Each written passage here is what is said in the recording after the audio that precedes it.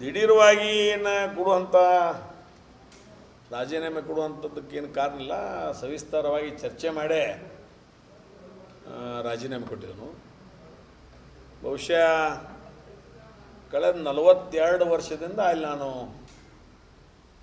10 ವರ್ಷ ನಿರ್ದೇಶಕನಾಗಿ, 5 ವರ್ಷ ಉಪಾಧ್ಯಕ್ಷನಾಗಿ, 27 ವರ್ಷ ಅಧ್ಯಕ್ಷನಾಗಿ 42 ವರ್ಷ ಕೆಲಸ ಮಾಡಿದೆ. ಕೆಲಸ ಮಾಡಿದ ಸಂದರ್ಭದಲ್ಲಿ ಇವತ್ತು ವಿಶೇಷವಾಗಿ ರಾಜೀನಾಮೆ ಕೊಡೋಕೆ ಮೊದಲನೇ ಕಾರಣ 60 ಆದು ನನಗೆ 60 ಅಂತ ಬಹುಶಃ ಭಾಳ ಮಂದಿ ಮುಂದೆ ಹೇಳಿದನ್ನ ಯಾವಾಗ ಗಮನಕ್ಕೆ ಬಂದರು. ಅವಾಗ 60 ವಯಸ್ಸಿಗೆ ಬಿಡೋದಪ್ಪ, 60 ಆಕೈತಿ ಬಿಡೋದು ಅಂತ ಹೇಳಿ ಇಷ್ಟ. ಅದು 21ನೇ ತಾರೀಕು ಐತಿ ನಂದ, 21ಕ್ಕೆ ನಂಗೆ 60 ಮುಗಿತಾವು. ಈಗ ಮಾಡಿ ನಾ ಕೊಟ್ಟದ್ದು 3 ತಾರೀಕು ಕೊಟ್ಟಿದ್ರು. ಅಲ್ಲಿ 6 ಬೋರ್ಡ್ ಆಫ್ ಮ್ಯಾನೇಜ್ಮೆಂಟ್, ನಮ್ಮ DCC ಬ್ಯಾಂಕಿನ ಎಲ್ಲ ನಿರ್ದೇಶಕರು, 16 ಜನ ಆಯ್ಕೆ ಆದಂಥವರು ಮತ್ತು ಅಪೆಕ್ಸ್ ಬ್ಯಾಂಕಿನ ಒಬ್ಬರು, ಎಲ್ಲರೂ ಒಂದಾಗಿ ಒಕ್ಕಟ್ಟಾಗಿ ವಿಚಾರ ಮಾಡಿಕೊಂಡು ಚರ್ಚೆ ಮಾಡಿ ನಿರ್ಣಯವನ್ನು ಸ್ವತಃ ನಾನೇ ಮಾಡಿ ರಾಜೀನಾಮೆ ಪತ್ರವನ್ನು ಇವತ್ತು ದಿವಸ ಸತೀಶ್ ಜಾರಕಿಹೊಳಿಗೆ ಮತ್ತು ಬಾಲಚಂದ್ರ ಜಾರಕಿಹೊಳಿಗೆ ಕೊಟ್ಟು ಕಳಿಸುವಂಥ ಕೆಲಸ ಮಾಡಿದೆ. ಇನ್ನು ಇದಕ್ಕೆ ವಿಶೇಷವಾಗಿ ಕೆಲವೊಂದು ಮಾಧ್ಯಮಗಳ ಮುಖಾಂತರ ನಾನು ಕೇಳಿನ ಅವಿಶ್ವಾಸ ಮಂಡನೆ ಮಾಡ್ತಾರೋ ಅಂಥ ಚರ್ಚೆನೂ ಆಗಿಲ್ಲ, ಅಂಥ ವಿಷಯವೂ ಬಂದಿಲ್ಲ, ಏನೂ ಆಗಿಲ್ಲ. ಎರಡನೇದು, ಅವಿಶ್ವಾಸ ಮಾಡುವಂಥದ್ದು ನಮ್ಮಲ್ಲಿ ಯಾರು ನಾನು ಹಿಡ್ಕೊಂಡು ಉಪಾಧ್ಯಕ್ಷರು ಹಿಡ್ಕೊಂಡು ಯಾವ ನಿರ್ದೇಶಕರು ಅಂಥ ತಪ್ಪು ಕೆಲಸ ಯಾರೂ ಮಾಡಿಲ್ಲ. ವಿಶೇಷವಾಗಿ 42 ವರ್ಷಗಳ ಹಿಂದೆ ಇರ್ತಕ್ಕಂಥ ಒಂದು ಬ್ಯಾಂಕು ಇವತ್ತು ದೊಡ್ಡ ಪ್ರಮಾಣದಲ್ಲಿ ಬೆಳೆದದ. ಅದಕ್ಕೆಲ್ಲ ಇವತ್ತು ಜಿಲ್ಲೆಯ ಗುರಿ ಹಿರಿಯರು ಕಾರಣದಾರ. ಪಕ್ಷಾತೀತವಾಗಿ ಯಾವಾಗ ಯಾರ್ಯಾರು ಸರ್ಕಾರಗಳು ಬಂದವ, ಎಲ್ಲ ಸರ್ಕಾರದಾಗಿದ್ದಾಗ ಸಹಿತ ನಮ್ಮ ಜಿಲ್ಲೆಗೆ ನಮ್ಮ ಬ್ಯಾಂಕಿಗೆ ಅವ್ರು ದೊಡ್ಡ ಸಹಕಾರ ಕೊಟ್ಟಿದ್ದಾರೆ. ಜೊತೆಗೆ ಪಕ್ಷಾತೀತವಾಗಿ ಎಲ್ಲ ನಾಯಕರು DCC ಬ್ಯಾಂಕು ರೈತರ ತಾಯಿ ಸಂಸ್ಥೆ ಅಂತ ತಿಳ್ಕೊಂಡು ಸಹಕಾರ ಕೊಟ್ಟಿದ್ದಾರೆ. ಅದರ ನಂತರ ನಮ್ಮಲ್ಲಿ ಹೊರಗಡೆ ಇವತ್ತು ರಾಜಕಾರಣ ಮಾಡುವ ಸಂದರ್ಭದಾಗ ಬಣ ಅಂತದು ಇರ್ಬೋದು, ಆದರೆ DCC ಬ್ಯಾಂಕಿನಾಗ ಇನ್ನೂವರೆಗೆ ಬಣ ಅಂತ ನಾವು ಎಂದೂ ಪರಿಗಣನೆ ಮಾಡಿಕೊಂಡಿಲ್ಲ. ವಿಶೇಷವಾಗಿ ಅಲ್ಲಿ ನಾವು ಜನತಾ ಪರಿವಾರದಿಂದ 4 ಜನ ಇದ್ವಿ, BJPಯಿಂದ ಒಬ್ಬೊಬ್ಬರು ಇದ್ದರು, ಮಹಾರಾಷ್ಟ್ರ ಏಕೀಕರಣ ಸಮಿತಿಯಿಂದ ಅರವಿಂದ್ ಪಾಟೀಲ್ ಅದ, ಕಾಂಗ್ರೆಸ್ದಿಂದ ಅಪಾಸವನ ಕುಲಗೋಡಿ ಅವರು, ಅಂದರೆ ಅನೇಕ ಜನ ಇದ್ದೀವಿ. ಹೀಗಾಗಿ ಅಲ್ಲಿ ಬಣ ಅನ್ನೋ ಪ್ರಶ್ನೆನೇ ಇಲ್ಲ. ಸಂಸ್ಥೆಯನ್ನು ನೋಡೋದು ಒಂದೇ ದೃಷ್ಟಿ,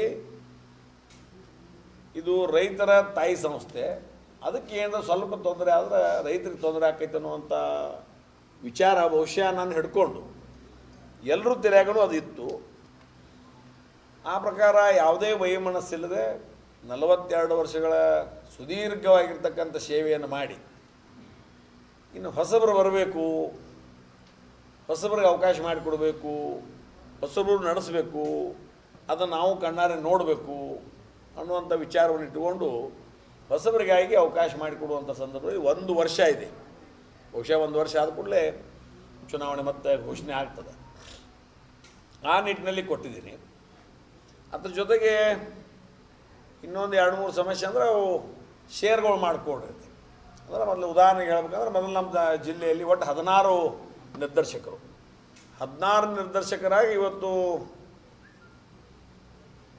10 ಜನ ತಾಲೂಕಿನಿಂದ ಆಯ್ಕೆಯಾಗಿ ಬರ್ತಿದ್ರು, 6 ಜನ ಇಂಡಸ್ಟ್ರಿಯಲ್ಲು, ಡೈರಿ, ವೆವರ್ಸು, ಕನ್ಸ್ಯೂಮರ್ಸು, ಅರ್ಬನ್ ಬ್ಯಾಂಕ್ ಮತ್ತು TPCMS, ಈ ರೀತಿಯಾಗಿ ಸಂಘ ಸಂಸ್ಥೆಗಳಿಂದ 6 ಜನ ಬರ್ತಿದ್ರು. 6 + 10 ತಾಲೂಕು 16 ಜನ. ಆದರೆ ಬೆಳಗಾವಿ ಜಿಲ್ಲೆಯಲ್ಲಿ ಈಗ 15 ಜಿಲ್ಲೆಗಳನ್ನು ಈಗ ಸರ್ಕಾರ ಘೋಷಣೆ ಮಾಡಿದೆ. 15 ತಾಲೂಕು, ಬೆಳಗಾವಿ ಜಿಲ್ಲೆಯಲ್ಲಿ 15 ತಾಲೂಕುಗಳನ್ನು ಘೋಷಣೆ ಮಾಡಿದೆ. ಆ ನಿಟ್ಟಿನಲ್ಲಿ ಪ್ರತಿಯೊಂದು ತಾಲೂಕಿಗೆ ಪ್ರಾತಿನಿಧ್ಯ ಕೊಡೋದು ನಮ್ಮ ಕರ್ತವ್ಯ. ಕಾಯ್ದೆಬದ್ಧವಾಗಿ ಇವತ್ತು ದಿವಸ ಕಾಗವಾಡ, ನಿಪ್ಪಾಣಿ, ಮೂಡಲಗಿ, ಕಿತ್ತೂರು, ಯರಗಟ್ಟಿ ಈ 5 ತಾಲೂಕುಗಳಿಗೆ ಪ್ರಾತಿನಿಧ್ಯವನ್ನು ಕಾಯ್ದೆಬದ್ಧವಾಗಿ ಕೊಟ್ಟಿದ್ದೀವಿ. ವಾರ್ಷಿಕ ಸರ್ವಸಾಧಾರಣ ಸಭೆಯಲ್ಲಿ ಚರ್ಚೆ ಮಾಡೋದ್ರ ಮುಖಾಂತರ ಕೊಟ್ಟಿದ್ದೀವಿ. ಆ 5 ತಾಲೂಕುಗಳು ಕೊಡೋದ್ರ ಮುಖಾಂತರ ಇನ್ನೆಲ್ಲ ಸಂಘ ಸಂಸ್ಥೆಗಳಿಂದ ಕೂಡಿ ಒಬ್ಬರು ಆಯ್ಕೆಯಾಗಿ ಬರ್ತಾರೆ. ಎಲ್ಲ ಸಂಘ ಸಂಸ್ಥೆಗಳಿಂದ ಕೂಡಿ ಒಬ್ಬರು ಆಯ್ಕೆಯಾಗಿ ಬರ್ತಾರೆ.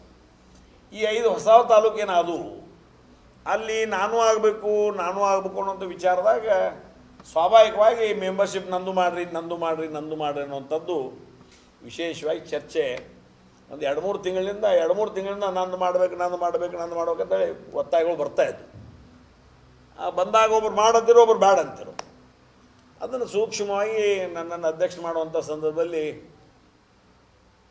ಕಾರಣೀಭೂತರಾಗಿರ್ತಕ್ಕಂಥ ರಮೇಶ್ ಜಾರಕಿಹೊಳಿ ಅವರು ಇರ್ಬೋದು, ಸತೀಶ್ ಅವರು ಇರ್ಬೋದು, ಲಕ್ಷ್ಮಣ್ ಸವದಿ ಅವರು ಇರ್ಬೋದು, ಪ್ರಭಾಕರನ ಕೋರೆ ಅವರು ಇರ್ಬೋದು, ಪ್ರಕಾಶನ ಹುಕ್ಕೇರಿ ಅವರು ಇರ್ಬೋದು, ಅಥವಾ ಬಾಲಚಂದ್ರ ಇರ್ಬೋದು, ಅಥವಾ ನಾನು ವೈಯಕ್ತಿಕವಾಗಿರ್ಬೋದು, ಎಲ್ಲರ ಜೊತೆ ಚರ್ಚೆ ಮಾಡಿ ನಾನು ಈಗ ಎಲ್ಲರೂ ಕೂಡಿ ಬಂದು ಇವನಿಷ್ಟು ಮಾಡ್ರಿ ಅಂತಂದ್ರೆ ನಾನು ಮಾಡ್ಬೋದು. ಆದರೆ ಒಬ್ಬರ ಈ ಒಂದೇ ಮೆಂಬರ್ಶಿಪ್ ಅದು ಬಂದು ಮೆಂಬರ್ಶಿಪ್ ಇರ್ತದೆ, ಒಬ್ರು ಮಾಡನ್ನೋದು ಒಬ್ರು ಬ್ಯಾಡ್ ಅನ್ನೋದು, ಅದನ್ನು ನಾನು ಏನು ಮಾಡೋಕ್ಕಾಕೈತಿ. ಅದಕ್ಕೆ ಅದನ್ನು ಬಗೆಹರಿಸುವಂಥ ಪ್ರಯತ್ನ ಈಗೇನು ಹೆಸರು ಹೇಳಿ ಪ್ರಭಾಕರನ ಕೋರೆ, ಮಹಾಂತೇಶ್ ಗೌಟಿಮಠ್, ರಮೇಶ್ ಜಾರಕಿಹೊಳಿ, ಸತೀಶ್ ಜಾರಕಿಹೊಳಿ, ಲಕ್ಷ್ಮಣನ ಸವದಿ, ಪ್ರಕಾಶನ ಹುಕ್ಕೇರಿ, ನಾನು ಎಲ್ಲರೂ ಕೂಡಿ ಮಾಡಿದ್ರು ಸಹಿತ ಅದು ಅತಿರೇಕಕ್ಕೆ ಹೊಂಟದು. ಅತಿರೇಕಕ್ಕೆ ಹೋದ ಕೂಡಲೇ ಅದನ್ನು ನಾನು ಅವರೆಲ್ಲ ಹಿರಿಯರ ಮುಂದೆ ಮಾತಾಡಿ ಮತ್ತು ಇಂಥ ಒಂದು ಪರಿಸ್ಥಿತಿಯಲ್ಲಿ, ಯಾಕಂದರೆ ನಾವು 42 ವರ್ಷ ಹಿಂದಿಂದ ಕೆಲಸ ಮಾಡ್ಕೋತ ಬಂದವರು, ಆಗಿನ ದಿನ ನೋಡಿದೆವು ಮತ್ತು ಈಗಿನ ದಿನವನ್ನು ಎಲ್ಲ ಹಿರಿಯರ ಮಾರ್ಗದರ್ಶನದಲ್ಲಿ ಎಲ್ಲ ನಿರ್ದೇಶಕರು ಕೂಡಿ, ಎಲ್ಲ ನಮ್ಮ ಸಿಬ್ಬಂದಿ ಹಿರಿಯ ಎಲ್ಲ ಸಿಬ್ಬಂದಿಯವರು ಕೂಡಿ ಆ 10,000 ಕೋಟಿ ಟರ್ನ್ ಮಾಡುವಂಥ ಪ್ರಾಮಾಣಿಕ ಪ್ರಯತ್ನವನ್ನು ಮಾಡೋದ್ರ ಜೊತೆಗೆ ರೈತರ ಹಿತ ಕಾಪಾಡೋಕ್ಕೆ ಹೆಚ್ಚಿನ ಆದ್ಯತೆಯನ್ನು ಕೊಡ್ತೀವಿ. ರಾಜ್ಯದಲ್ಲೇ ದತ್ತಿ ಕುಟುಂಬ ಅಂದರೆ ಶಕ್ತಿ ಪ್ರಭಾವಶಾಲಿ ಕುಟುಂಬ, ಎಲ್ಲರೂ ಸೇರಿ ಆ ಶಕ್ತಿ ಕಡಿಮೆ ಮಾಡುವಂಥ ಪ್ರಯತ್ನ ಮಾಡ್ತಾರೆ ಅನ್ನೋ ಮಾತುಗಳನ್ನು ಗೊತ್ತು. ನನಗೇನು ಈಗೂ ಶಕ್ತಿ ಐತಲ್ಲ. ಈಗ ನಿಖಿಲ್ ಕತ್ತಿಯವರು ಶಾಸಕರದಾರ, ಈಗ ನಾ DCC ಬ್ಯಾಂಕ್ ಅಧ್ಯಕ್ಷನಿದ್ದೆ. DCC ಬ್ಯಾಂಕ್ ಅಧ್ಯಕ್ಷ ಇದ್ದರೆ ಇವತ್ತು 42 ವರ್ಷದಿಂದ, ಇದನ್ನು ಒಂದು ಸ್ವಲ್ಪ ನೀವು ಗಣನೆಗೆ ತೊಗೋಬೇಕು. 42 ವರ್ಷದಿಂದ ಒಂದು ಬಹುಶಃ ಎಲ್ಲಿ ಆಧಾರ ಬಿಟ್ಟಿದವ್ರು ನನಗೇನು ಗೊತ್ತಿಲ್ಲ, ಬಟ್ 42 ವರ್ಷದಿಂದ ಅಲ್ಲಿದ್ದು 10 ವರ್ಷ ನಿರ್ದೇಶಕ, 5 ವರ್ಷ ಉಪಾಧ್ಯಕ್ಷ, 27 ವರ್ಷ ಅಧ್ಯಕ್ಷ ಕೆಲಸ ಮಾಡಿದೆ ನಾವು. ಇನ್ನು ಹೊಸಬರಿಗೆ ಅವಕಾಶ ಕೊಟ್ಟು ನಮ್ಮ ಕಣ್ಣು ಮುಂದೆ ಸಂಸ್ಥೆ ಹೆಂಗೆ ನಡೆಸ್ತಾರೋ ಅನ್ನೋದು ನಾವು ನೋಡಬೇಕಾಗ್ತೈತಿ. ಆ ನಿಟ್ಟಿನಲ್ಲಿ ಇವತ್ತು ಇನ್ನೊಬ್ಬರಿಗೆ ಹೊಸಬರಿಗೆ ಅವಕಾಶ ಕೊಡುವಂಥ ವಿಚಾರದಲ್ಲಿ ಹಿರಿಯರಾಗಲಿ ನಾವಾಗಲಿ ಚರ್ಚೆ ಮಾಡಿದ್ವಿ ಹೊರತಾಗಿ ನಮ್ಮ ಕುಟುಂಬವನ್ನು ಅವ್ರು ತುಳಿದಾಗಲಿ ಅವ್ರ ಕುಟುಂಬವನ್ನು ನಾವು ತುಳಿದಾಗಲಿ ಅಂಥದ್ದು ಯಾವುದಕ್ಕೂ ಆಸ್ಪದ ಇಲ್ಲಿ ಬಹುಶಃ ಇಲ್ಲ. ಒಂದು ಕಡೆ ರಾಜಕೀಯ ಷಡ್ಯಂತ್ರ ಇರ್ಬೋದು. ಇಷ್ಟೆಲ್ಲ ಓಪನ್ನ ಹೇಳಿದಾಗ ರಾಜಕೀಯ ಷಡ್ಯಂತ್ರ ಅಂದರೆ ಇವತ್ತು ಕಾಂಗ್ರೆಸ್ದವ್ರ ಜೊತೆಗೂ ನಾ ಮಾತುಕತೆದಾಗದೀನಿ, JDSದವ್ರ ಜೊತೆಗೂ ನಾ ಮಾತುಕತೆದಾಗದೀನಿ, BJP ಅವ್ರ ಜೊತೆಗೂ ನಾ ಮಾತುಕತೆದಾಗದೀನಿ, ಎಲ್ಲರ ಮತ್ತು ಹಿರಿಯರ ಜೊತೆಗೂ ಮಾತುಕತೆದಾಗದೀನಿ. ಇದು ಸರ್ಸಾರನ 2-3 ದಿವಸ ಎಕ್ಸರ್ಸೈಸ್ ಮಾಡಿದ ನಂತರ ಕೈಗೊಂಡಂಥ ನಿರ್ಣಯ. ಸಾಕಷ್ಟು ಲೀಡ್ ತಗೋತಾ ಇದ್ದಾರೆ ಇರ್ಬೋದು, ಸ್ವಾಭಾವಿಕವಾಗಿರ್ಬೋದು, ಅವರ ಲೀಡ್ ತೊಗೊಳೋದು ಇರ್ಬೋದು. ಯಾಕಂದ್ರೆ ಅವರು ವೈಯಕ್ತಿಕವಾಗಿರ್ತಕ್ಕಂಥ ಒಂದು ಸಂಸ್ಥೆ ಅದ, ಅವರು ಬಹುಶಃ ಅಲ್ಲಿ ಲೀಡ್ ತೊಗೊಳ್ಳೋಲ್ಲಿ ಅವ್ರು ಇರ್ಬೋದು. ಯಾರು ಲೀಡ್ ತೊಗೊಂಡ್ರೆ ಇವ್ರು ತೊಗೊಂಡು ತಪ್ಪಪ್ಪ ಅನ್ನಕ್ಕೆ ಬರೋಂಗಿಲ್ಲ. ಯಾಕಂದ್ರೆ ಅವ್ರಿಗೂ ಸಹಕಾರಿ ಕ್ಷೇತ್ರದಾಗ ಅನುಭವ ಅದ ಮತ್ತು ತಮ್ಮದೇ ಆಗಿರ್ತಕ್ಕಂಥ ಒಂದು ಸ್ವಂತ ಬೀರೇಶ್ವರ ಏನೋ ಒಂದು ಸಂಸ್ಥೆ ಅದ. ಹೀಗಾಗಿ ಅವ್ರು ಲೀಡ್ ತೊಗೊಂಡ್ರೆ ಏನು ತಪ್ಪೇನಿಲ್ಲ.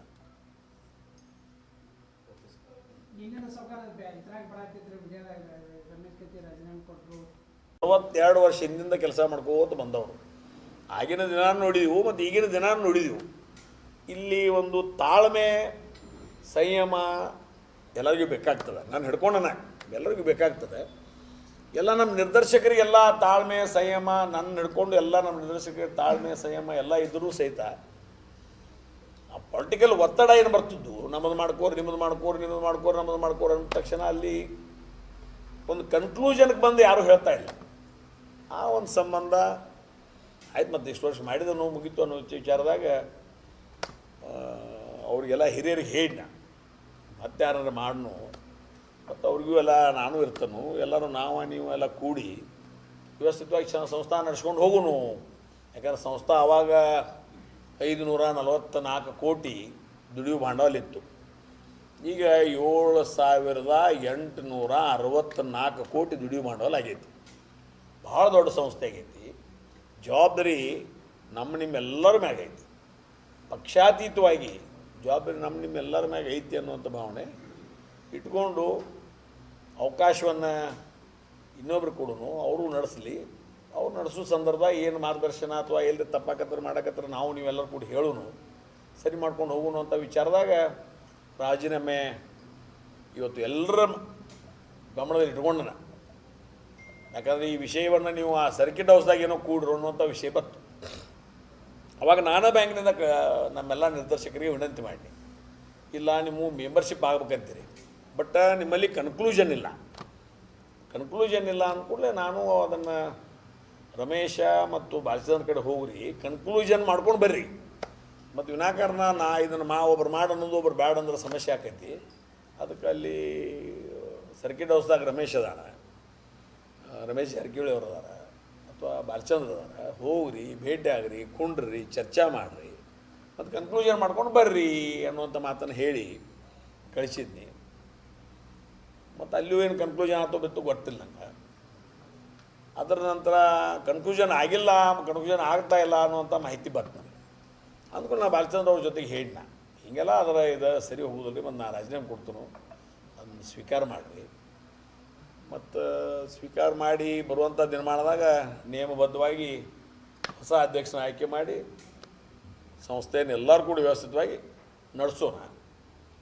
ಮತ್ತು ಅದ್ರ ಜೊತೆಗೆ ಈ 42 ವರ್ಷಗಳ ಕಾಲ ವಿಶೇಷವಾಗಿ ನಮ್ಮೆಲ್ಲ ಆಗಿನ ಆಡಳಿತ ಮಂಡಳಿ, ಈಗಿನ ಆಡಳಿತ ಮಂಡಳಿ, ಆಗಿನ ಸಿಬ್ಬಂದಿ, ಆಗಿನ ಎಲ್ಲ ನಾಯಕರು, ಈಗಿನ ಎಲ್ಲ ನಾಯಕರು ಅಥವಾ ಸಂಪೂರ್ಣ ಜಿಲ್ಲೆ ಜನತೆ ಎಲ್ಲರೂ ಸಹಕಾರ ಕೊಟ್ಟಿದ್ದಾರೆ. ಪಕ್ಷಾತೀತವಾಗಿ ಇವತ್ತು ಸಹಕಾರ ಕೊಟ್ಟಂಥ ಸಂದರ್ಭದಲ್ಲೇ ಇವತ್ತು ಈ ಸಂಸ್ಥೆ ಎಷ್ಟು ದೊಡ್ಡದಾಗಿ ಬೆಳೆಯೋಕ್ಕೆ ಕಾರಣೀಭೂತ ಆಗಿದೆ. ಅವರೆಲ್ಲರಿಗೂ ಈ ಸಂದರ್ಭದಲ್ಲಿ ಧನ್ಯವಾದಗಳನ್ನು ಹೇಳ್ತಾನೆ. ಮತ್ತು 42 ವರ್ಷದಲ್ಲಿ ಅನೇಕ ವಿಚಾರಗಳನ್ನ ನಾನು ಮಾಡಿದಾಗ ಇವತ್ತಿನ ರಾಜಕಾರಣ ತಾವೆಲ್ಲ ನೋಡಾಕತ್ತಿದ್ರಿ. ಇವತ್ತಿನ ರಾಜಕಾರಣ ಇವತ್ತು ಈ ಸಿದ್ದರಾಮಯ್ಯನ ಮ್ಯಾಗ ಭಾಳ, ಯಾಕಂದರೆ ಆ್ಯಸ್ ಪರ್ಸ್ನಲಿ ಸಿದ್ದರಾಮಯ್ಯನವರಂಥ ಒಬ್ಬ ಸ್ವಚ್ಛ ದಕ್ಷ ಆಡಳಿತಗಾರ ನಾವು ಮೊದಲಿಂದ ನೋಡ್ಕೊತಿದ್ವಿ. ಯಾಕಂದ್ರೆ ನಾವು ಜನತಾ ಪರಿವಾರ, ಅವರು ಜನತಾ ಪರಿವಾರ. ಒಬ್ಬ ಸ್ವಚ್ಛ ದಕ್ಷ ಆಡಳಿತಗಾರ ನೋಡ್ಕೊತ ಬಂದಿದ್ವಿ. ಬಟ್ ಎಲ್ಲೋ ಏನೋ ಒಂದು ಆಗಿ ಇವತ್ತು ಅವ್ರ ಮ್ಯಾಗೂ ಒಂದು ಏನೋ ಗೂಬೆ ಬಂದದ. ಅದು ಖರೆ ಸತ್ಯ ಅನ್ನೋದ್ರ ಬಗ್ಗೆ ಇನ್ನೂ ನಿರ್ಣಯ ಆಗಬೇಕು. ಅಷ್ಟೆಲ್ಲ ಮಾಡುವಷ್ಟರೊಳಗೆ JDSದಾಗೂ ನಾವಿದ್ದವರು. ಆಡ ಮುಟ್ಟದ ಗಿಡವಿಲ್ಲ, ಕತ್ತಿ ಸಹೋದರರು ಹೋಗದ ಪಕ್ಷವಿಲ್ಲ. ಹಂಗೆ ನಾವು ಎಲ್ಲ ಕಡೆ ಹೋಗಿ ಬಂದೆವು. ಆದರೆ ಏನಾಗೈತೆ ಈಗ ನೀವು ಕೇಳಿದಂಗೆ, ಈಗಿನ ರಾಜಕಾರಣ ಹಿಂದಿನ ರಾಜಕಾರಣಕ್ಕೆ ನಾವು ತುಲನಾತ್ಮಕವಾಗಿ ವಿಚಾರ ಮಾಡಿ ನೋಡಿದಾಗ ನನ್ನ ಸಮಕಾಲೀನವರು ಎಲ್ಲ ನಮ್ಮ ಜೊತೆ ಅದಾರಿಗೆ. ಅದನ್ನು ಸ್ವಲ್ಪ ನಾವು ಹೊಂದಾಣಿಕೆ ಮಾಡಿ ನೋಡಿದಾಗ ಆವತ್ತು ರಾಜಕಾರಣದ ಒಂದು ವ್ಯಾಖ್ಯಾನನ ಬೇರೆ ಇತ್ತು, ಇವತ್ತಿನ ರಾಜಕಾರಣದ ಒಂದು ವ್ಯಾಖ್ಯಾನನ ಬೇರೆ ಅದ. ಅದಕ್ಕೆ ನಾವು ಉದಾಹರಣೆ ಹೇಳ್ತಾ ಇದ್ದೀನಿ. ಇವತ್ತು ದಕ್ಷ ಜನತಾ ಪರಿವಾರದ ಒಬ್ಬ ದಕ್ಷ ಇವತ್ತು ಕಾಂಗ್ರೆಸ್ಸಾಗಿ ಇರ್ಬೋದು, ಬಟ್ ಅವರು ವೈಯಕ್ತಿಕವಾಗಿ ದಕ್ಷ ಫೈನಾನ್ಸ್ ಹಣಕಾಸು ಸಚಿವಾಲಯವನ್ನು ಸಾಕಷ್ಟು ಬಾರಿ ನಿಭಾಯಿಸಿದವರು. ಇವತ್ತು ಅವ್ರ ಮ್ಯಾಗೂ ಒಂದು ಏನೋ ಗೂಬೇಕಿತ್ತು. ಮಾಜಿ ಮುಖ್ಯಮಂತ್ರಿ ಹೇಳಿದ JDS ಕುಮಾರಸ್ವಾಮಿ ಅವರು ದಕ್ಷ ಎಲ್ಲನೂ ಹೋದ್ರು, ಬಟ್ ಅವ್ರ ಮ್ಯಾಗೂ ಎಲ್ಲಿಂದೋ ಬಂದು ಗೂಬೆ ಕುಂತದ. ಈಗ ನಮ್ಮ ಪಕ್ಷದ ಹಿರಿಯ ಹೋರಾಟಗಾರರಾಗಿರ್ತಕ್ಕಂಥ ಯಡಿಯೂರಪ್ಪನವರು ಸ್ವಚ್ಛ ದಕ್ಷ ಸೈಕಲ್ ಮ್ಯಾಗ ತಿರುಗಾಡಿ ಪಕ್ಷ ಸಂಘಟಿಸಿ ಗ್ರಾಮ ಪಂಚಾಯತಿಂದ ಮುಖ್ಯಮಂತ್ರಿವರೆಗೆ ಒಂದು ಯಾತ್ರೆಯನ್ನು ಪೂರ್ಣ ಮಾಡಿದರು. ಕರೆಗೆ ಅವ್ರಿಗೂ ಇವತ್ತು ಕಳಂಕವನ್ನು ಅಂಟಿಸುವಂಥ ಒಂದು ಪ್ರಯತ್ನವನ್ನು ಮಾಡಿ. ಇನ್ನು ಈ ನಮ್ಮ ವಿರೋಧ ಪಕ್ಷದ ನಾಯಕರಾಗಿರ್ತಕ್ಕಂಥ ಸಹೋದರ ಅಶೋಕ್, ನಮ್ಮ ಅಶೋಕ್ ಅವ್ರ ವಿರುದ್ಧ ನಿನ್ನೇನೋ ಒಂದು ಸುದ್ದಿ ಕೇಳಿ ಬರಾಕತ್ತೆ. ಅಂದರೆ ವಿಶೇಷವಾಗಿ ಈಗಿನ ರಾಜಕಾರಣ ಅಂದರೆ ಹೆಂಗೈತಿ ನಿಮ್ಗೆ ಹೇಳಬೇಕು. ಯಾರೂ ತಾವು ಬೆಳಿಬೇಕಂತ ಪ್ರಯತ್ನ ಮಾಡಕತ್ತಿಲ್ಲ. ಯಾರು ಬೆಳೆದಾರ ಅವ್ರನ್ನ ಕಟ್ ಮಾಡಿದ್ರೆ ವಿಷಯ ಮುಗೀತು. ಈಗ 2 ಗೆರೆ ಇರ್ತಾವೆ. ನಿಮ್ಮದು ಸ್ಪರ್ಧಾತ್ಮಕವಾಗಿರ್ತಕ್ಕಂಥ ರಾಜಕಾರಣ ಇದ್ರೆ ನೀವು ಬೆಳೆಯೋಕ್ಕೆ ಪ್ರಯತ್ನ ಮಾಡಿರಿ. ಇವನಕ್ಕಿಂತ ಹೆಚ್ಚು ನೀವು ಬೆಳೆಯೋಕೆ ಪ್ರಯತ್ನ ಮಾಡಿ. ಈಗ ಇಷ್ಟೇ ಇರ್ತೀರಿ, ಇಲ್ಲೇ ಇರೋದಪ್ಪ ನನಗೇನು ಬೆಳೋ ಪ್ರಯತ್ನ ಇಲ್ಲ, ಇದನ್ನ ಕಟ್ ಮಾಡಿಬಿಡಾಕತ್ತಾರೆ. ಹಂಗೆ ಇವತ್ತು ಯಾರನ್ನೂ ಈ ರಾಜಕಾರಣ ಈಗಿನ ವ್ಯವಸ್ಥೆಯಲ್ಲಿ ಯಾವುದಾದ್ರೂ ಒಂದು ಸ್ಕ್ಯಾಂಡಲ್ನಲ್ಲಿ ಇವತ್ತು ಸಿಗಿಸುವಂಥ ಅಥವಾ ಸಿಗುವಂಥ ಅಥವಾ ರಾಜಕೀಯದಲ್ಲಿ ಇವತ್ತು ಸ್ವಾಭಾವಿಕವಾಗಿ ನಡೆದಿರ್ತಕ್ಕಂಥ ಸಂಗತಿಯನ್ನು ನೀವು ನೋಡಾಕತ್ತೀರಿ, ನಾವು ನೋಡಾಕತ್ತೀವಿ. ಮತ್ತು ಈಗ 10 ವರ್ಷದಾಗ ಭಾಳ ಆಯ್ತು, 10 ವರ್ಷದಾಗ ಭಾಳ ಆಗ್ತದೆ. ಮತ್ತು ಯಾರ ಏನೇ ಹೇಳಿ, ಯಾವುದೇ ಪಕ್ಷದವ್ರು ಏನೇ ಹೇಳಿ, ಕಾಂಗ್ರೆಸ್ ಇರ್ಬೋದು, BJP ಇರ್ಬೋದು, JDS ಇರ್ಬೋದು, ಇನ್ನೊಂದಿರ್ಬೋದು, ಮತ್ತೊಂದಿರ್ಬೋದು, ಇವತ್ತು ಸಂಪೂರ್ಣವಾಗಿ ಜಾತಿಮಯವಾಗಿರ್ತಕ್ಕಂಥ ರಾಜಕಾರಣ ಇವತ್ತು ಬಂದದ. ಇವತ್ತು ಯಾವ ಪಕ್ಷ ತತ್ವ ಸಿದ್ಧಾಂತ ಯಾರೂ ನೋಡಕತ್ತಿಲ್ಲ. ಎಲ್ಲ ಪಕ್ಷಗಳು ನೋಡಿಬಿಟ್ರು. ಈ ಮಣ್ಣಿದ ಒಂದು ವ್ಯಾಖ್ಯಾನ ಮಾಡಿದ್ರು, ನಮ್ಮ ನೀವು ತೆಗೆದ್ರೆ ನಿಮ್ಮನ್ನು ನಾವೆಲ್ಲ ತೆಗಿತೀವಿ ಅಂದರು. ಅಂದರೆ ಅದರ ಅರ್ಥ ಅವರು ಮಾಡಿದಾರೆ ಇವರು ಮಾಡಿದಾರೆ ಅನ್ನಂಗೆ ಆಯ್ತು. ನಮ್ಮ ವಿಷಯಗಳನ್ನ ನೀವು ಕೆಣಕಿದರೆ ನಿಮ್ಮ ವಿಷಯಗಳನ್ನು ನಾವು ಕೆಣಕುತ್ತೇವೆ. ಇಟ್ ಮೀನ್ಸ್ ಅವ್ರು ರೂಲಿಂಗ್ದಾಗಿದ್ದಾಗ ಅವ್ರು ಮಾಡಿದ್ದನ್ನು ಇವ್ರು ಒಪ್ಕೊಂಡಾರ. ಈಗ ಅವ್ರು ರೂಲಿಂಗ್ದಾಗ ಬಂದಾರ, ಇವ್ರು ಅಪೋಸಿಷನ್ದಾಗ ಅದಾರ, ಅವ್ರು ಮಾಡಿದ್ದನ್ನು ಇವ್ರು ಒಪ್ಕೊಳಕತ್ತಾರೆ. ಅಂದರೆ ಒಟ್ಟು ನಾವು ಏನು ಮಾಡ್ತೀವಿ ಮಾಡ್ಕೊತ ಹೋಗ್ತೀವಿ, ಅಂಡರ್ಸ್ಟ್ಯಾಂಡಿಂಗ್ ಮ್ಯಾಗ ಮಾಡ್ಕೊತ ಹೋಗ್ತೀವಿ, ನೀವು ಜಗತ್ತೆಲ್ಲ ನೋಡ್ಕೊತಿರ್ಲಿ ಅನ್ನೋಂಥ ಲೆಕ್ಕದಾಗ ಅದಾರ. ಇನ್ನು ಈ ಸಂದರ್ಭದಾಗ ರಾಜಕಾರಣ ಮಾಡಬೇಕು ಮಾಡಬಾರ್ದು ಅನ್ನೋದು ವಿಚಾರ ಮಾಡುವಂಥ ಒಂದು ಪರಿಸ್ಥಿತಿ ನನಗೆ ವೈಯಕ್ತಿಕವಾಗಿ ನನ್ನ ಮುಂದೆ ಐತಿ. ಅದನ್ನು ಹಿರಿಯರ ಜೊತೆ ಏನೋ ಚರ್ಚೆ ಮಾಡಿ ಅದ್ರ ಬಗ್ಗೆ ತೀರ್ಮಾನ ತಾಲೂಕಿನ ಜನ, ಯಾಕಂದ್ರೆ ಇದನ್ನೆಲ್ಲ ಇಷ್ಟೆಲ್ಲ ಇಷ್ಟು ದಿವಸ ನಾವೆಲ್ಲ ಅಣ್ಣ ತಮ್ಮ ಬೆಳಿಬೇಕಾದ್ರೆ ನನ್ನ ತಾಲೂಕಿನ ಜನ ಇವತ್ತು ಅದಕ್ಕೆಲ್ಲ ಕಾರಣೀಭೂತರು. ನಾವೆಲ್ಲ ಚರ್ಚೆ ಮಾಡೋದ್ರ ಮುಖಾಂತರ ಏನು ಮಾಡಬೇಕು, ಹೆಂಗೆ ಮಾಡಬೇಕು ಅದು ಮಾಡಿ ಹಿರಿಯರು ಇನ್ನೂ ಅದಾರ. ನಮ್ಮ ಎಲ್ಲ ಪಕ್ಷದಾಗ ನಮ್ಮ ಹಿರಿಯರು ಅದಾರ. ಅವ್ರನ್ನೂ ಕೇಳಿ ಸಲಹೆ ಸೂಚನೆ ಕೇಳಿ ಮುಂದೆ ಹೆಂಗೆ ಕತ್ತಿ ಕುಟುಂಬ ಹೆಂಗೆ ಯಾವ ರೀತಿ ಮುಂದುವರಿಬೇಕು ಅನ್ನೋದ್ರ ಬಗ್ಗೆ ನಿರ್ಣಯ ನಾವು ಮಾಡ್ತೀವಿ. ಮತ್ತು ಯಾವುದಕ್ಕೂ ಇವತ್ತು ಕತ್ತಿ ಕುಟುಂಬ ರಾಜಕಾರಣದಾಗ ಇದ್ರೂ ತಮ್ಮ ಸೇವೆಗೆ ಸದಾ ಬದ್ಧವಾಗೈತಿ. ರಾಜಕಾರಣದಾಗ ನಾವು ಇಲ್ಲದೆ ಹೋದ್ರೂ ನಾವು ಸದಾ ಸೇವೆಗೆ ಬದ್ಧರಾಗಿದ್ದೀವಿ. ಮತ್ತು ನಮ್ಗೆ ರಾಜಕಾರಣದಾಗ ಭಾಳ ಆಸಕ್ತಿ ಇಲ್ಲ, ಸಮಾಜಕಾರಣದಾಗ ಆಸಕ್ತಿ ಇದೆ. ಎಲ್ಲರೂ ತಪ್ಪಾಕತ್ತಿದ್ರೆ ತಿಳಿಸಿ ಹೇಳಬೇಕು. ಸಮಾಜದಲ್ಲಿ ಒಂದು ವಾತಾವರಣ ತಿಳಿಯಾಗಿರ್ತಕ್ಕಂಥ ವಾತಾವರಣ ಇರಬೇಕು.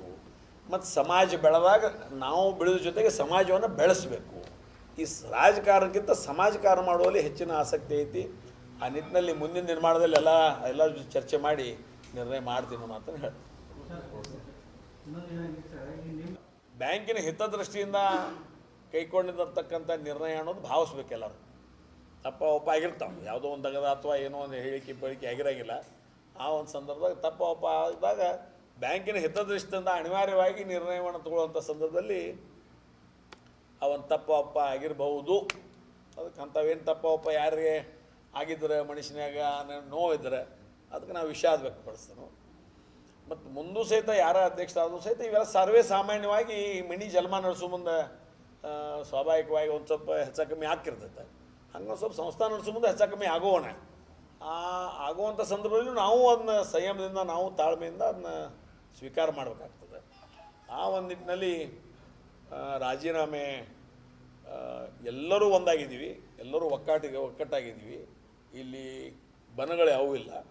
ಮತ್ತು ಎಲ್ಲರೂ ಕೂಡ ಇವತ್ತು ಹೊಸ ಅಧ್ಯಕ್ಷರನ್ನ ಉಪಾಧ್ಯಕ್ಷರನ್ನ ಎಲ್ಲ ಹಿರಿಯರ ಮುಖಂಡದಲ್ಲಿ ಇನ್ನೂ ಇದಕ್ಕೆ ಟೈಮ್ ಐತಿ ಅಂತ ಟೈಮ್ ಇದೆ. ಅದಕ್ಕೆ ಹಿರಿಯರ ಸಮ್ಮುಖದಲ್ಲಿ ಇವತ್ತು ಅದು ಹೊಸ ಅಧ್ಯಕ್ಷರನ್ನ ಅಧ್ಯಕ್ಷ ಉಪಾಧ್ಯಕ್ಷರನ್ನ ಆರಿಸುವಂಥ ಪ್ರಕ್ರಿಯೆ ಅವರೆಲ್ಲ ಹಿರಿಯರು. ಈ ಪ್ರಭಾಕರನ ಕೋರೆ, ಸತೀಶ್ ಜಾರಕಿಹೊಳಿ, ಪ್ರಕಾಶನ ಹುಕ್ಕೇರಿ, ರಮೇಶ್ ಜಾರಕಿಹೊಳಿ, ಮಹಾಂತೇಶ್ ಕೌಟ್ಗಿಮಠ, ಲಕ್ಷ್ಮಣ್ ಸೌದಿ, ಇವರೆಲ್ಲರನ್ನ ಕರ್ಕೊಂಡನೇ ನಾನು ಇರ್ತೇನೆ. ಎಲ್ಲರನ್ನೂ ಕರ್ಕೊಂಡೇ ಇವತ್ತು ದಿವಸ ಹೊಸ ಅಧ್ಯಕ್ಷ ಉಪಾಧ್ಯಕ್ಷ ಮಾಡೋದ್ರ ಮುಖಾಂತರ ಸಂಸ್ಥೆ ಇನ್ನೂ ಎತ್ತರಕ್ಕೆ ಬೆಳೆಯುವಂಥ ಒಂದು ಕಾರ್ಯಕ್ರಮವನ್ನು ಹಾಕ್ಕೊಳ್ತೀವಿ. ಬಹುಶಃ ಇದ್ದಂಥ ನಿರ್ದೇಶಕರು ಎಲ್ಲರೂ ಬ್ಯಾಂಕಿಂಗ್ ಬಗ್ಗೆ ಸಾಕಷ್ಟು ಅವರಿಗೆ ಗೊತ್ತದೆ.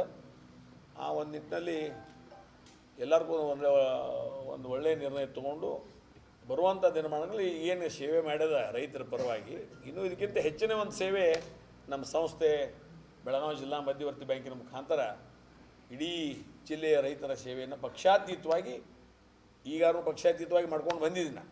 ಇನ್ನು ಮುಂದೂ ಸಹಿತ ಪಕ್ಷಾತೀತವಾಗಿ ಕೇಂದ್ರ ಮತ್ತು ರಾಜ್ಯ ಸರ್ಕಾರದ ಏನು ಯೋಜನೆಗಳದಾವೆ, ರೈತರಿಗೆ ಏನೇನು ಸೌಲಭ್ಯಗಳು ಸಿಗಬೇಕು ಅವೆಲ್ಲ ಅವರಿಂದ ತಂದು ಅವ್ರ ಮನೆಗೆ ಮುಟ್ಟಿಸುವಂಥ ಕೆಲಸ ನಮ್ಮದೆಲ್ಲರದ್ದು ಜವಾಬ್ದಾರಿ ಇದೆ. ಹಿರಿಯರ ಮಾರ್ಗದರ್ಶನದಲ್ಲಿ ನಾವೆಲ್ಲ ಆಡಳಿತ ಮಂಡಳಿಯವರು ಒಕ್ಕಟ್ಟಾಗಿ ಒಂದಾಗಿ ಅದನ್ನು ಮಾಡ್ತೀವಿ ಅನ್ನೋ ಮಾತನ್ನು ಈ ಸಂದರ್ಭದಲ್ಲಿ ಹೇಳಲಿಕ್ಕೆ ಇಚ್ಛೆಪಡ್ತೀನಿ. ಸರ್ ನಿಮ್ಗೆಲ್ಲೋ ಒಂದು ರೀತಿ ಅಡಕತ್ರೆಯಲ್ಲಿ ಸಿಗಿಸುವಂಥ ಪ್ರಯತ್ನ ಮಾಡಿದಾರೆ ಅಂತ ಸರ್. ಒಬ್ರು ಮಾಡಂತ ಹೇಳೋದು ಸದಸ್ಯಪೂರ್ಣ, ಒಬ್ರು ಮಾಡಬಾರ್ದು ಅಂತ ಹೇಳೋದು, ಎಲ್ಲೋ ತಾವೋ ಇದರಿಂದ ಇಲ್ಲ ಅದಕ್ಕಿಂತ ನೋಡ್ರಿ, ಯಾರು ಅಡ್ಕತ್ತರಾಗಿ ಸಿಗ್ತಾರೋ ಮಾಡ್ತಾರೋ ಅನ್ನೋದಕ್ಕಿಂತ ಅಡ್ಕತ್ತರಾಗಿ ಯಾರು ಸಿಗಿಸ್ತಾರೋ ಮಾಡ್ತಾರಂತ ಹಂಗೇನು ನಾ ಭಾವಿಸಿಲ್ಲ. ಮೊದಲೇದ್ದು ನಿಮಗೂ ಬಹುಶಃ ಗೊತ್ತಿರ್ಬೋದು, ನಾ ಎಲ್ಲೆಲ್ಲಿ ಅವಕಾಶ ಸಿಕ್ಕಾಗ ನಾ ಮಾತಾಡಿರ್ತೇನೆ. ಏನು 60 ವರ್ಷ ಆದರೂ ಪಾನ ಬಿಡ್ತಂತಂದು ಭಾವನೆಯನ್ನು ಸಾಕಷ್ಟು ಜನ ಮುಂದೆ ವ್ಯಕ್ತಪಡಿಸಿದ್ರು, ಸಾಕಷ್ಟು ಜನ ಅದಕ್ಕೆ ವಿರೋಧ ವ್ಯಕ್ತಪಡಿಸ್ಯಾರ. ನನ್ನೇನು ಅಡ್ಕತ್ರೆಯಲ್ಲಿ ಸಿಗಿಸಾಕ ಪ್ರಯತ್ನ ಮಾಡಿದ್ರೆ ನನಗೇನು ಅನಿಸೋದಿಲ್ಲ. ಇಷ್ಟು ಮಾತ್ರ ಸ್ವಚ್ಛ ಹೇಳ್ತೀನಿ, ಒಬ್ರು ಮಾಡಂತಾರೋ ಒಬ್ರು ಬ್ಯಾಡ ಅಂತಾರೋ, ಇದು ನನಗೆ ನೋವಾಗಿನ ರಾಜೀನಾಮೆ ಕೊಡುವಂಥ ಪ್ರಸಂಗ ನಿರ್ಮಾಣ. ಯಾಕಂದ್ರೆ ಒಂದು ಕನ್ಕ್ಲೂಷನ್ಗೆ ಬಂದು ಹೇಳಬೇಕು, ಒಬ್ರು ಮಾಡನ್ನವ್ರ ಒಬ್ರು ಬಿಡ ಅನ್ನವ್ರ. ಯಾಕಂದ್ರೆ ಒಂದು ಈ ಶಿವ ತಾ ನಡೆದು ಬಂದಂಥ ದಾರಿಯನ್ನು ಶಿವಾಲೋಕನ ಅಂತ ನಾವು ಅಂತೀವಿ. ಯಾವಾಗ ನೀವು ಶಿವನ ನೋಡ್ರಿ, ಬಾಕಿ ಪ್ರಾಣಿಗಳಿಗಿಂತ ಶಿವ ಅನ್ನೋದು ಏನೈತಿ, ಅದು 10 ಹೆಚ್ಚು ನಡೆದ ಕೂಡಲೇ ಹಿಂದೆ ತಿರುಗಿ ನೋಡೋದೈತೆ. ಅದಕ್ಕೆ ಅವಲೋಕನ ಅನ್ನೋದು ಶಿವಾಲೋಕನ ಅಂತೀವಿ ನಾವು. ಹಾಗೆ ಈಗ ನಾನು 42 ವರ್ಷ ನಡೆದು ಬಂದ ದಾರಿಯನ್ನು ನಾ ಎಣಿಕೆ ಹಾಕಿ ನೋಡಿದಾಗ 42 ವರ್ಷದಲ್ಲಿ ಇಂಥ ಪರಿಸ್ಥಿತಿ ಬಂದಿರಲಿಲ್ಲ. ಅದನ್ನು ನೋಡಿದಾಗ ಎಲ್ಲೋ ಒಂದು ಸ್ವಲ್ಪ ಯಾಕೆ ಕನ್ಕ್ಲೂಷನ್ಗೆ ಬರುವಾರು ಅನ್ನುವಂಥ ಭಾವನೆ ನನ್ನ ಹತ್ತಲ್ಲಿ ಬರ್ತಿತ್ತು. ಮತ್ತು ಯಾರೂ ನನ್ನ ಕೊಡ್ರಿ ಅಂತ ಕೇಳಿಲ್ಲ, ಅಥವಾ ಯಾರೂ ಉದ್ದೇಶಪೂರ್ವಕವಾಗಿ ಹಾಗೆ ಹೀಗೆ ಅಂತ ಏನು ಮಾಡಿಲ್ಲ. ಇದು ಕನ್ಕ್ಲೂಷನ್ಗೆ ಬರದೇ ಹೋದಂಥ ಸಂದರ್ಭದಲ್ಲಿ ಅನಿವಾರ್ಯವಾಗಿ ನಾನೇ ಅದನ್ನು ಎಕ್ಸ್ಪ್ರೆಸ್ ಮಾಡಿ ಹಿರಿಯರ ಮುಂದೆ ನಾನು ಕೊಡ್ತೇನೆ ರೀ, ಮತ್ತು ತೊಗೊಳ್ರಿ, ಮತ್ತು ಮುಂದೆ ಚೆಂದಾಗಿ ನಡ್ಸ್ಕೊಂಡು ಹೋಗೋಣ, ಸಂಸ್ಥೆ ಅಡಚಣೆಗೆ ತರೋದು ಬೇಡ. ಯಾಕಂದ್ರೆ ಸಂಸ್ಥೆ ವಿಶೇಷವಾಗಿ ಫೈನಾನ್ಷಿಯಲ್ ಇನ್ಸ್ಟಿಟ್ಯೂಷನ್, ಅದ್ರದ್ದು ಅಲ್ಲಿ ಪೇಪರ್ದಾಗ ಟಿವಿಯಾಗ ಏನರ ಬಂದರೆ, ಯಾಕಂದ್ರೆ ಸಣ್ಣ ಜನ ಇರ್ತಾರೆ ನಮ್ಮ ಅದ್ರ ವಿಶೇಷವಾಗಿ DCC ಬ್ಯಾಂಕಿನಾಗ 20 ಗುಂಟೆದಿಂದ ಹಿಡಿದು 2 ಎಕರೆದವ್ ನಮ್ಮಲ್ಲಿ ಠೇವು ಮಾಡಿರ್ತಾನೆ, ನಮ್ಮಲ್ಲಿ ಸಾಲ ತೊಗೊಂಡಿರ್ತಾನೆ. 10 ಎಕರೆ 20 ಎಕರೆ ಇದ್ದವ್ರು ಅವರು ನ್ಯಾಷನಲೈಸ್ ಬ್ಯಾಂಕ್ ಹೋಗಿರ್ತಾನೆ. ನಾವು ಅತಿ ಸಣ್ಣ ಏನು ಹಾಕೊಂಡು ತಿನ್ನೋ ಕೋಳಿ ಕಾಲ ಹೆಂಗೆ ಕೋಳಿ ಕಾಲು ಮುರಿದಂಗೆ ಆಕೈತೆ ಅನ್ನೋದು ಅಗ್ದಿ ಸಣ್ಣ ರೈತರು ನಮ್ಮ ಜೊತೆ ಅದಾರ. 20 ಗುಂಟೆ ಹಿಡ್ಕೊಂಡು 5-10 ಎಕರೆ ತನಕ ನಮ್ಮ ಜೊತೆ ಅದಾರ.